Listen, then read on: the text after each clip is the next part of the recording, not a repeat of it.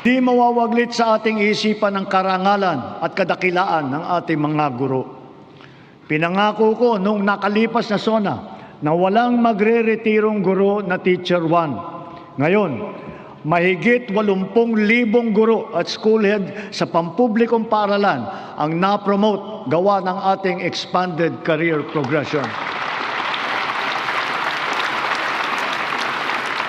Nagkaroon na rin ng mahigit 30,000 karagdagang posisyon para lumakas ang puwersa ng mga guro.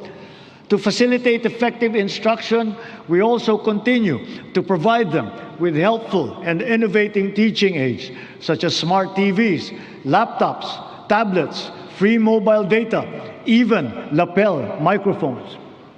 To dramatically increase the traditional annual production output of DepEd, we have activated force multipliers in addressing classroom storage, tapping the DPWH, PAGCOR, and the LGUs as additional production arms for the increase in our schoolrooms. For its part, the private sector also will construct its initial share of more than 16,000 classrooms in Luzon by way of PPPs. Additional PPPs with higher production targets will soon follow for the Visayas and Mindanao. Kapag may nagkasakit sa pamilya, tila krisis ang tumama. Sa mahal ng pagpapagamot, kaya nitong simutin ang kita o ipon ng isang pamilya. Kaya malusog na pamumuhay ang ating pangunahing isinusulong.